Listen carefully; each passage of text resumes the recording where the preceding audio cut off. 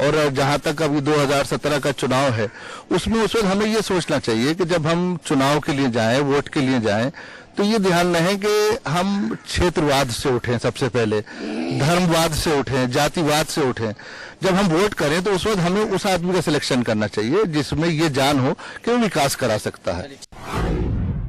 आप बताइए, महिला होने के नाते यहाँ पर कितना विकास काम किया जा रहा है? महिलाओं के लिए जो योजना चलाई जा रही है, महिला सुरक्षा पर जो सवाल है, उसमें कितना दम है?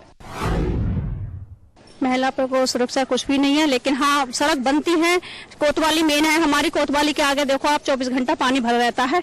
सड़कें सही कह रहे हैं चेयरमैन साहब, सड़कें बन नहीं है, बनी आ रही का पहले से तो बेहतर है।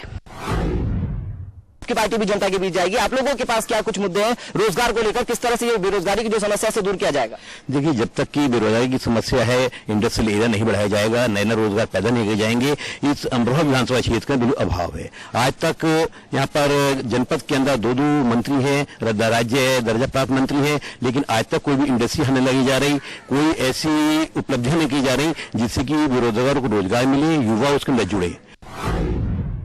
ठीक है, तो विकास कुछ नहीं हो पा रहा है, और जो विकास के अलग हटकर चीज जो आ रही है, पर हटकर जो चीज सामने आ रही है, वो है भ्रष्टाचार का मुद्दा या फिर सुरक्षा का मुद्दा। और उसे कैसे यहाँ पर साधने की कोशिश करेंगे आने वाले समय में जनप्रतिनिधि, जानने की कोशिश करेंगे। आप मुद्दे आपके अमरोहा विधानसभा क्षेत्र में विकास किस तरह से हो रहा है? जो सरकारी योजना चला रही है, युवाओं तक कितना पहुंच रहा है? वो युवाओं तक बहुत कम पहुंच रहा है, मगर बेरोजगारी की समस्या बहुत ज्यादा है।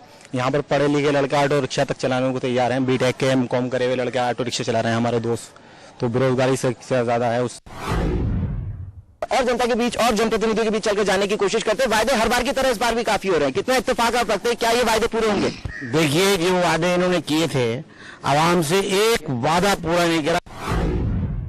तो आप बताइए यहाँ पर यहाँ के मुद्दे क्या क्या है, और आप क्या कहना चाहेंगे? किस तरह से यहाँ पर युवाओं को रोजगार मिल रहा है, युवाओं के लिए यहाँ पर सरकार काम कर रही है? यहाँ पर कॉलेज में पढ़ते हैं हम, जैसे आते हैं और फॉर्म वॉर्म लेकर, अब हम सुबह से आए हुए हैं यहाँ पर और हम कह रहे हैं कि हमारा फॉर्म चेक कर लीजिए, तो कह दिया कि वहाँ बोर्ड लग रहा है, वहाँ चेक कर लीजिए। और वहाँ हमने 3 बोर्ड देख लिए और हमारा तो कोई नाम नहीं है, और कह रहे हैं हमारा फॉर्म चेक कर लीजिए, तो ये कह दिया कि 1 बजे के बाद होंगे और 12:30 बजे के बाद। और हमारे यहाँ पे हम 3 साल से पढ़े, यहाँ हमारी स्कॉलरशिप नहीं आई एक भी बार। चलिए, तो स्कॉलरशिप का मुद्दा भी एक निकलकर सामने आ रहा है कि स्कॉलरशिप नहीं आई है, और इन स्कॉलरशिप के लिए क्या कुछ यहाँ पर सरकार करती है? क्योंकि स्कॉलरशिप के नाम पर ही यहाँ पर कई योजनाएं चलाई जाती है, और इन योजनाओं का निर्वाह कैसे आने वाले समय में होगा, ये जानने की कोशिश करेंगे।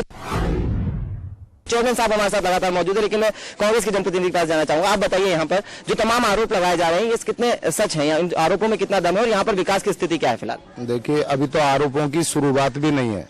अगर आरोप सच, सारे आरोपों पर अगर पहुंच गए ना, चाहे वो केंद्र की सरकार हो या समाजवादी की सरकार हो, SC ST की जो स्कॉलरशिप आती थी उसको खत्म करा गया उत्तर प्रदेश सरकार द्वारा। केंद्र सरकार द्वारा किसानों का जो UPA सरकार के टाइम में क्रेडिट कार्ड पे 4% सब्सिडी केंद्र सरकार देती थी और 4% किसान को देना पड़ता था। आज वो 4% सब्सिडी किसान की वापस छीन ली गई है केंद्र सरकार के द्वारा।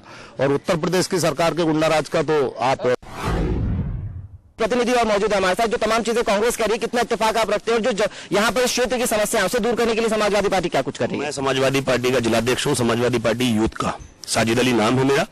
और पूरे देश में 2 ही पार्टियों ने लूटने का काम किया है। 67 साल कांग्रेस में जी भरकर लूटा। आप देख लीजिए, कोई ऐसा घोटाला कांग्रेस के राज में नहीं बचा जो नहीं हुआ हो। दूसरी बात, अब जो लोकसभा के चुनाव हुए हैं, जिसमें भारतीय जनता पार्टी चुनाव जीती थी, सिर्फ लोगों को बहकाकर, लोगों